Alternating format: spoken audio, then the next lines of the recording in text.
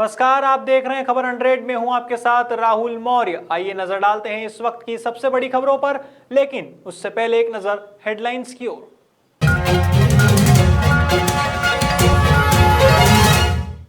इंदौर नगर निगम की मेहनत हुई सफल, कचरे के पहाड़ पर अब लहरा रहे 80,000 पेड़।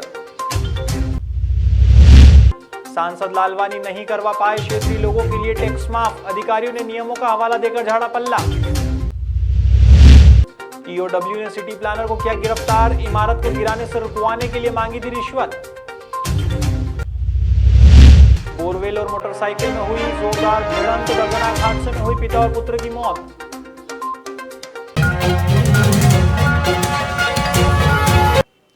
स्वच्छ भारत मिशन के पहले जहां से 1 किलोमीटर दूर तक गुजरने पर बदबू के कारण लोगों को नाक पर रुमाल रखना पड़ता था, वहीं उस ट्रेंचिंग ग्राउंड पर अब फलों का बगीचा लहरा रहा है। बता दें, यहां पर 80,000 पेड़ों ने कचरे के पहाड़ों की सूरत ही बदल दी है। यहां पर इंदौर में 3 वर्ष पूर्व लगाए गए पेड़ों पर अब चीकू, जाम, सीताफल, संतरे, केले आदि फल लग रहे हैं। यहां पर अब चारों ओर हरियाली ही हरियाली नजर आ रही है। इंदौर नगर निगम ने इस बड़ी चुनौती को स्वीकार करते हुए इस जगह की रंगत ही बदल दी है। यहां पर शहर का कचरा आता तो है, लेकिन अब उसका खाद बन जाता है। साथ ही बताया जा रहा है कि भविष्य में सीवरेज के ट्रीटेड पानी से पहाड़ी की हरियाली की सिंचाई होगी। ये जो उद्यान बनाया गया है, ये कितने समय में तैयार हुआ है? ये 2.5-3 साल होने आ गए इसको तैयार हुए को। क्या स्थिति थी पहले तो यहाँ कचरे के पहाड़ और पूरा कचरा बना हुआ था। इसको हमने पूरा ये करके बायोमेट्रिक ये करके और पूरा खाद और सॉइल और ये करके हमने ये गार्डन डेवलप करा है। कितने तरह के पौधे लगे हैं? कौन कौन से पौधे लगाए गए हैं? यहाँ पे सभी फलदार पौधे लगाए हमने, जाम लगाया है, आम लगाया है, आपका नींबू लगाया है और ये बादाम लगाई हुई है, गन्ना लगाया है, केला लगाया, सभी तरह के फलदार झाड़ लगाए हुए हैं सर। और जो बाकी झाड़ रह गए हैं उनको हम चुन चुन के वापस यहाँ लगाने वाले। क्या सेवफल भी लगाया गया है? एप्पल लगाया, सेवफल लगाया सर। तो उसको कैसे ग्रोथ कर पाएंगे और कैसे फल आएंगे? उसको हम कश्मीर जैसी ठंडाई देके और पूरी कोशिश करेंगे कि यहाँ फल आना चालू हो। तो ये नगर निगम का एक इतिहास बन जाएगा कि यहाँ एप्पल भी आने लग जाए। ये कैसे संभव हो पाया कि जहाँ कभी कचरा था वहाँ इतने बढ़िया उद्यान बन गया है, फलदार पौधे लग गए हैं? कैसे हो पाया है? ये हमारे कमिश्नर साहब के आदेश थे और हमारे कमिश्नर साहब ने ये करके पूरा करा है कि जिसके कारण हमें ये करना पड़ा। इतना बड़ा बढ़िया गार्डन बना लिया हमने। कितने एरिया में फैला है ये गार्डन? ये गार्डन कम से कम 60 एकड़ में फैला है आज की तारीख। और कितने पौधे यहाँ पनप गए हैं अभी? पौधे तो कम से कम यहाँ 80,000 के लगभग पौधे पनप गए हैं सर। पानी वगैरह की कैसे व्यवस्था? पानी यहाँ के ट्यूबवेल है, बाकी हम आज़ाद नगर से लाते हैं। और अभी माननीय आयुक्त महोदय ने हमारा राधा स्वामी ट्रीटमेंट प्लांट के पानी का भी पूरी व्यवस्था कर दी, पाइपलाइन डल चुकी है और कुछ ही दिन में वो भी पानी चालू हो जाएगा। आने वाले दिनों में माना जाए कि यहाँ बहुत अच्छा एक बगीचा तैयार हो जाएगा। आने वाले समय में तो इंदौर में सबसे बड़ा ऐतिहासिक बगीचा यहीं दिखेगा। नाम बता दीजिए। भरत सिंह चौहान, प्रभारी ट्रेंचिंग। शुक्रवार को सांसद शंकर लालवानी देपालपुर के मेटवाड़ा फाटे पहुंचे, जिनके साथ पूर्व विधायक मनोज पटेल भी मौजूद थे। क्षेत्रीय लोगों की मांग के कारण सांसद लालवानी मेटवाड़ा फाटे आए थे। बता दें, क्षेत्रीय लोगों की मांग है कि टोल टैक्स कंपनी 10 किलोमीटर के क्षेत्र में रहने वाले सभी लोगों के वाहनों में छूट दे, लेकिन IVRCL कंपनी के अधिकारियों ने नियमों का हवाला देकर लोगों की मांगों से पल्ला झाड़ लिया है। अधिकारियों द्वारा जब जनप्रतिनिधियों की बात नहीं मानी गई तो पूर्व विधायक मनोज पटेल ने गुस्सा जाहिर करते हुए टोल टैक्स कंपनी अधिकारियों को लताड़ लगा दी और कहा नेशनल हाईवे के समांतर PWD की मदद से हनुमान मंदिर के पीछे से नई सड़क बनवा लेंगे। साथ ही अधिकारियों के नहीं मानने पर पूर्व विधायक ने तत्काल PWD के अधिकारियों से एस्टीमेट बनाने को कहा। बता दें, नेशनल हाईवे 59 पर लंबे समय तक अधिकारियों व जनप्रतिनिधियों के बीच बहस चलती रही है। देखिए, उनके कहना है कि नियम ये है, हमने क्या स्थानीय लोगों के लिए परिवर्तन करना चाहिए, क्योंकि स्थानीय एक ही गांव में एक स्थान से इस शोर से उस शोर जाना हो तो उसको तो टोल नहीं लगना चाहिए। सांसद जी की और आपके बीच में चर्चा हुई थी, तो क्या समाधान निकला सर? तो जो एक्चुअली रूल्स है ऑलरेडी उनका NHA का, उसी हिसाब से चला रहा है। दूसरा एक्स्ट्रा या कुछ ज़्यादा हमने किसी से नहीं ले रहा, यही बताया। हमने बोला इसका जो ग्रामीण क्षेत्र का है 20 किलोमीटर का रेडियस में, वो उसको पूरा फ्री में छोड़ने के लिए बात की थी, लेकिन वो तो मुमकिन नहीं है सर। अभी NHA के रूल के हिसाब से है नेशनल हाईवे का, वो तो पास ले सकता है मैक्सिमम। हमने पास तो दे ही रहा है सब लोग। सर सांसद जी की क्या क्या डिमांड थी? वही ये 20 किलोमीटर रेडियस का जो है ग्रामीण क्षेत्र का, उसका सबका फ्री में छोड़ दो, बिना पास से। ग्वालियर शहर की थाटीपुर पानी की टंकी के पास रहने वाले एक बिल्डर की इमारत पर 2 माह पहले सिटी प्लानर ने बुलडोजर लगा दिया था। इमारत ढहने के डर से सहमे बिल्डर ने सिटी प्लानर प्रदीप वर्मा से बात की तो इमारत को ढहने से रुकवाने के लिए 50 लाख रुपए की मांग की गई। इस दौरान बिल्डर ने कोरोना के कारण बताते हुए आर्थिक संकट को बताया, जिसके चलते यह तय हुआ कि 10 लाख रुपए अभी देना होंगे और बाकी रकम बाद में देना होगी। अब बिल्डर के मुताबिक उसने सिटी प्लानर को 10 लाख रुपए तत्काल दे दिए थे, जिसके बाद अब फिर से सिटी प्लानर बाकी रकम के लिए दबाव बना रहा था। सिटी प्लानर से परेशान होकर बिल्डर ने इसकी शिकायत EOW में दर्ज कराई। शिकायत के आधार पर कार्रवाई करते हुए शनिवार को EOW विभाग ने सिटी प्लानर को रंगे हाथों पकड़ा है। तो सिटी प्लानर के पद पर पदस्थ है प्रदीप वर्मा, उनके खिलाफ एक शिकायत प्राप्त हुई थी कि ये किसी केस में पैसे की डिमांड कर रहे हैं परमिशन के लिए। तो उसमें एक आवेदक है धर्मेंद्र भारद्वाज, ग्वालियर में रहते हैं। उनकी लैंड है यहाँ पर अपना सुरेश नगर के पास में। तो उसमें 2 लैंड है, एक कोई लैंड पे कुछ डुप्लेक्स का निर्माण हो चुका है, कुछ अधूरे पड़े हुए हैं, और एक सामने लैंड है जिसमें कुछ परमिशन वगैरह हो जा रहे हैं।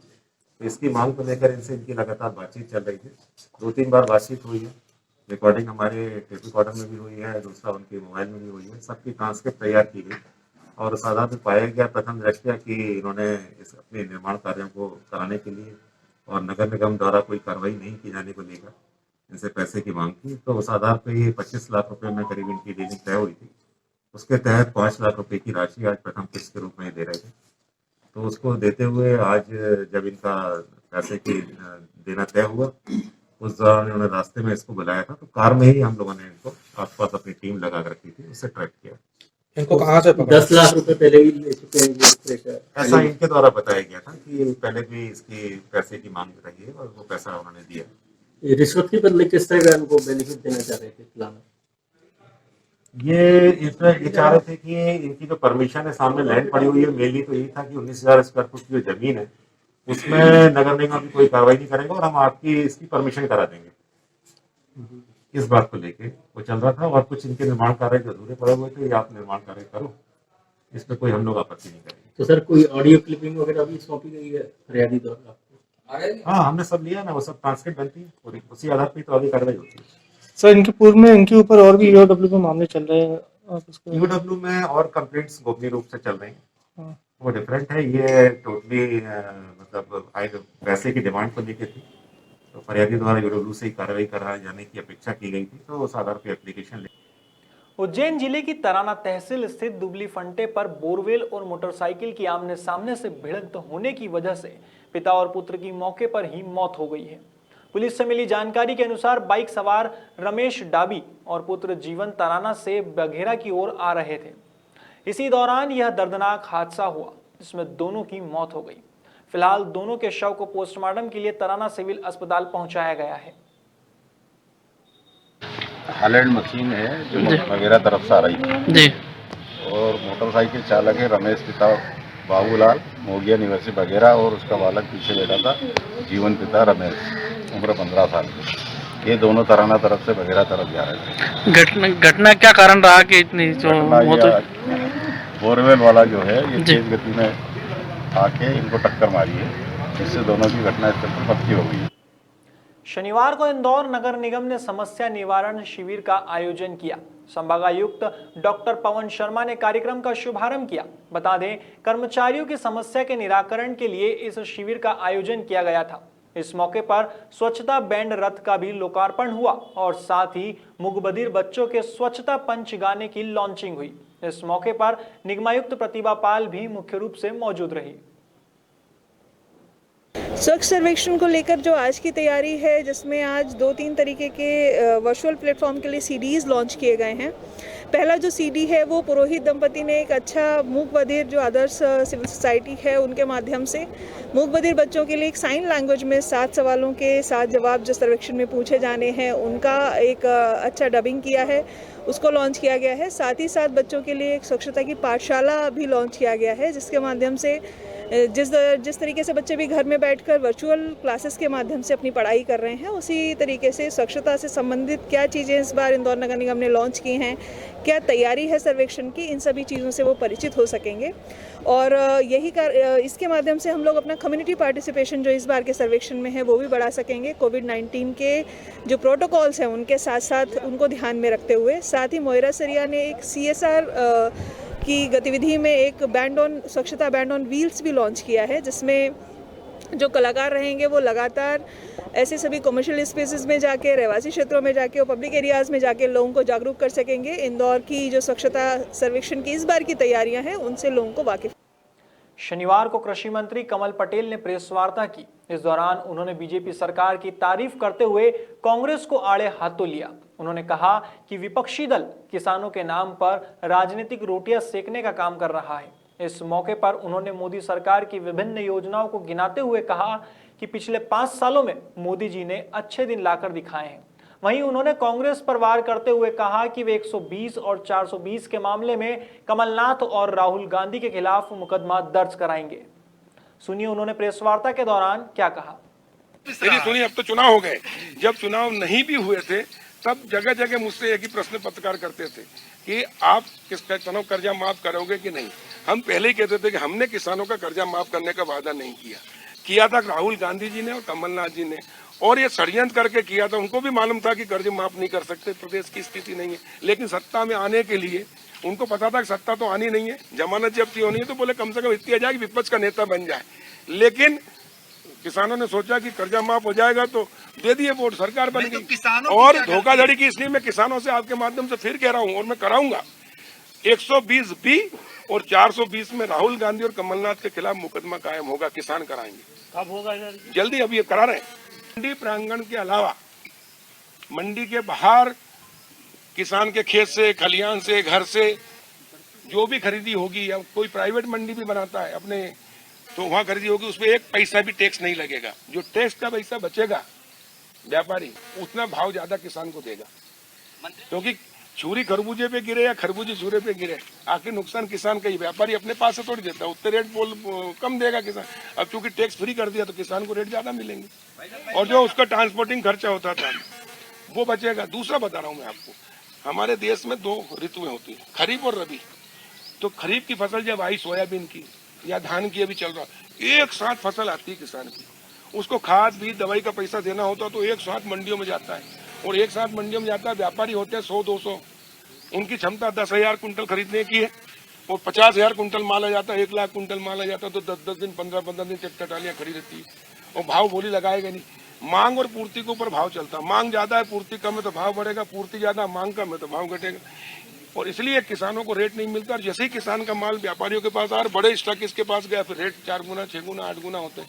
तो ये नया एक्ट जो है, ये मंडी में भीड़ नहीं लगेगी, किसान के खेत से, खलियान से भी बिकेगा, और गांव का आबादी का मालिकाना होने सब किसान वेयर हाउस बनाएगा, कोल्ड स्टोरेज बनाएगा, फूड प्रोसेसिंग प्लांट डालेगा, उससे जो बिचौलिए कमाते थे वो किसान कमाएगा, और इससे किसान को 2 गुना, 3 गुना, 4 गुना रेट मिलेंगे। जैसे उदाहरण के लिए अभी पिछले साल प्याज और टमाटर जो लॉकडाउन चला तो 2 रुपए किलो और 4 रुपए किलो बिका। वहाँ निर्यातकों को A ग्रेड का माल ग्रेडिंग करके व्यापारी ने कुछ नहीं किया, पैदा तो किसान ने किया, मेहनत तो किसान ने की, लेकिन व्यापारी ने ग्रेडिंग करके A ग्रेड का माल 40 रुपए किलो 4 का बेचा, 2 का 30 रुपए बेचा, और अब हो गया 80 और 60। अगर किसान के वेयर हाउस होते, कोल्ड स्टोरेज होते, तो वो अपने पास रखता, उससे 75% उसको लोन मिल जाता, तो खाद बीज दवाई उधारी पैसा दे चुका होता, और जब रेट अच्छे बढ़ते तब बेचता, तो किसान को फायदा होता। यही मोदी जी ने किया है कि अब किसान को warehouse, cold storage, food processing plant के लिए लोन मिलेगा, सब्सिडी मिलेगी, जो अभी तक 73 साल से 1 रुपए की भी नहीं मिली थी। और इसलिए किसान अब खेती भी करेगा, व्यापार भी करेगा, व्यवसाय भी करेगा, निर्यात भी करेगा, और आत्मनिर्भर होगा, और देश को आत्मनिर्भर बनाएगा। हाल ही में चल रहे फिल्म शूटिंग विवाद पर वन मंत्री विजय शाह ने सफाई दी है। इस दौरान उन्होंने कहा कि मैं पूछना चाहता हूं कि शूटिंग कब कैंसिल हुई। जिन्होंने अनुमति ली थी उनके निमंत्रण पर मैं 1 महीने बाद गया था। दरअसल अक्टूबर से शूटिंग चल रही थी, मैं नहीं गया और उन्होंने कहा था कि आप जब भी महाराष्ट्र आए तो बालाघाट होते हुए जाएं, साथ ही हमारी यूनिट के साथ डिनर भी करिएगा। उन्होंने बताया कि शूटिंग कैंसिल नहीं हुई है। शासन, प्रशासन और वन विभाग के सहयोग से शूटिंग निरंतर चलती रही है। मेरा इशू नहीं है, मेरा इशू नहीं है, मैंने बताया ना आपको, मेरा इशू नहीं है। जिन्होंने फिल्म की अनुमति हमसे ली थी उनके निमंत्रण पर हम वहाँ गए थे। उनका आग्रह था कि लंच या डिनर लेते हुए जाएं, तो तत्काल मैंने कहा अभी तो संभव नहीं है, लेकिन 1 महीने बाद जब मैं महाराष्ट्र जाऊंगा तो आपके यहाँ से मिलते हुए जाऊंगा। हम लोग मिले, शूटिंग देखी, डिनर उनका किसी कारण से कैंसिल हुआ उसका जानकारी तो वो जो जिन्होंने निमंत्रण दिया था, जिन्होंने अरेंज किया था वो बता पाएंगे। मेरा तो कुछ लेना देना नहीं, और ये खबर तो महीने भर पुरानी है और लेकिन फिल्म नहीं रुकी। ये मैं फिलहाल खबरों में इतना ही। देश और दुनिया की तमाम खबरों के लिए देखते रहिए खबर 100, जनता की बुलंद आवाज।